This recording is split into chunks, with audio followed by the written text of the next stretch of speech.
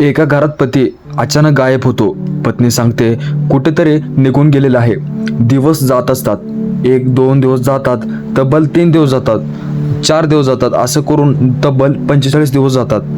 पोलिसांना एक संशय येतो. घराची तपासणी सुरू होते.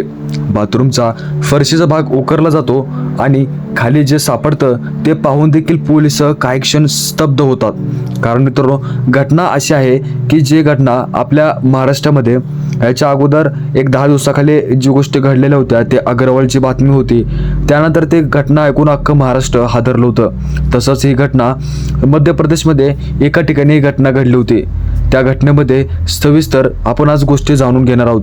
तुम्हाला थोडक्यात सांगतो की एका मृतदेह पतीचा एका पत्नीने मारून बाथरूममध्ये पुरून ठेवलं होतं. जवळपास 45 दिवसाचे ती पुरून होऊन अक्षरशः त्या शरीराचे तुकडे तुकडे हाड पूर्ण दिसत होते. असं काही घटना घडलेली आहे. कारण मित्रांनो, सविस्तर आपण जाणून घेऊयात. मध्य प्रदेशमधील एका परिसरामध्ये राहणारं हे दाम्पत्य बाहेरून सामान्य आयुष्य जगत असल्याचं दिसत होतं. मात्र घराच्या 4 भिंतीच्या आत नेमकं काय सुरू होतं पण याची कल्पना कोणालाच नव्हती. एका दिवशी अचानक पती बेपत्ता झाल्याचं सांगितलं होतं. पतीनं नातेवाईकांना, शेजाऱ्यांना वेगवेगळी कारणं दिली. कुणाला सांगितले की तो कामानिमित्त बाहेर गेलेला आहे, तर तो कुणाला सांगत होते की ते घर सोडून निघून गेलेले आहेत. असं करून लोकांना या वेड्यामध्ये काढण्याचा संशय त्यांच्या चालू होता. सुरुवातीला अनेकांना त्यांना विश्वासावर ठेवलं होतं, पण जसे जसे दिवस जाऊ लागले तसा तसा संशय आता वाढत गेला होता. आता संशयाची ठिंगी पेटली होती. कारण 45 दिवस झाले आता पतीचा तर काय संपर्क सापडत नव्हता. मोबाईल तर बंद होता. नातेवाईकांशी संपर्क झाला नव्हता. कामाच्या ठिकाणी उपस्थित नव्हत्या. तिथल्या लोकांना देखील विचारपूस पोलिसांनी केली होती, पण तिथे देखील त्यांना पोलिसांना हाती काहीच सापडलं नव्हतं. मग आता सर्व गोष्टी असं होत असताना देखील कामाच्या ठिकाणी देखील नव्हते. पण यामुळे पोलिसांना हे देखील प्रकरण एक संशयास्पद वाटू लागलं होतं. पण चौकशी दरम्यान पत्नीचं उत्तर वारंवार सारखं बदलत असल्याचं सांगितलं जातं. प्रत्येक वेळी आणि वेगळी माहिती मिळू लागल्याने पोलिसांचा संशय अधिकच बाळवला. यानंतर पोलिसांनी घराची सखोल तपासणी सुरू केली होती. घरची झडती घेतली. घरामध्ये काही विशेष आढळले देखील आता असं सांगितलं होतं पण नाही. मात्र सर्व गोष्टी घरामधल्या पाहिल्या होत्या तरी देखील त्यांना संशय आला नव्हता. नंतर शेवटी जाता जाता पोलिसांनी एक बार बाथरूमची तिथे पाहणी केली. फरशीचा एक भाग तर इतर भागांच्या वेगळ्यामध्ये तुलनात दिसत होता असं पोलिसांचं म्हणणं होतं.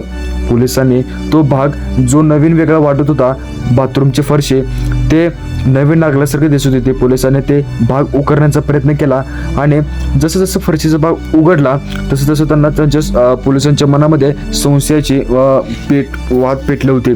सर्वांच्या मनामध्ये एक भीती वाटत होती की आणि काही वेळातच जमिनीखालून एक मानवी मृतदेह आढळल्याचं संशय आलं. जसे जसे त्यांनी खोलवर खोदणी केली, खड्डा खाणला, तसं तसं त्यांच्या मनामध्ये आणि त्यांच्या लक्षात आलं की एक क्षण संपूर्ण परिसरामध्ये एकच खळबळ उडाली होती. तपासामध्ये जसं पुढे समोर आलं की प्राथमिक माहितीनुसार तपासामध्ये मृतदेह हा बेपत्ता पतीचाच असल्याचा संशय व्यक्त करण्यात आला गेला होता. यानंतर पोलिसांनी मृतदेहाची शवविच्छेदनासाठी पाठवला होता. तसं फॉरेन्सिक पथकाला देखील घटनास्थळी बोलवण्यात आले गेले होते. पोलिसांनी घरातील पुरावे, मोबाईल डेटा, कॉल रेकॉर्ड आणि इतर तांत्रिक माहिती गोळा करण्यास सुरुवात केली होती. या तपासादरम्यान पत्नीची कुसून चौकशी करण्यात आली होती. या प्रकरणामध्ये नेमकं मृत्यू कसा झाला, तो अपघात होता की हत्या होता, तपास अधिकृत यंत्रणेकडनं सुरू झाल्याचं सांगितलं होतं. पण मात्र लोकांच्या मनामध्ये निर्माण झालेले प्रश्न होते. या घटनेनंतर अनेक प्रश्न उपस्थित झाले होते. इतकं दिवस कोणालाच कसं काय संशय आला नाही? शेजाऱ्यांना देखील कसं काय जाणवलं नाही? घरामध्ये दुर्गंधी पसरली नव्हती का? जर संशय आला तर तपास लवकर झाला असता का? अशा अनेक प्रश्नाचे उत्तर तपास पूर्ण झाल्यानंतर स्पष्ट होऊ शकतात. पण या घटना केवळ एका कुटुंबाची एक शोकांतिका नव्हती, तर समाजासाठी एक गंभीर इशारा होता. घरगुती वाद, संवादाचा अभाव किंवा हिंसाचार याकडे वेळेवर लक्ष दिलं नाही तर त्याचे गंभीर परिणाम देखील हे आपल्यावर देखील होऊ शकतात असं या बोलण्यात जात आहे. या प्रकरणाचा तपास सुरू असल्याचं अंतिम निष्कर्ष न्यायालयीन प्रक्रियेनंतर स्पष्ट होईल. या व्हिडिओचे उद्देश केवळ उपलब्ध माहितीच्या आधारे आणि घटना समजावून सांगणे हा आहे. कोणालाही दोषी किंवा निर्दोष ठरवणे हा हा उद्देश नाही.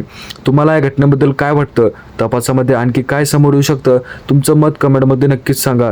व्हिडिओ आवडला तर लाईक करा, मित्रांसोबत शेअर करा. अशाच माहितीपूर्ण व्हिडिओसाठी चॅनलला सबस्क्राईब करायला अजिबात विसरू नका. मित्रांनो, असे व्हिडिओ आणि तुमच्या मनामध्ये आलेले शंका हे खरंच खूप वेगळ्या गोष्टी आहेत. हे व्हिडिओसुद्धा तयार करण्यासाठी मलासुद्धा वेगळं वाटलं, कारण अशी घटना होऊ शकते आपल्या भारतामध्ये. तर याच्या व्यतिरिक्त दुर्दैव काय असू शकतं असं वाटत आहे. तर नमस्कार मित्रांनो, बाय बाय.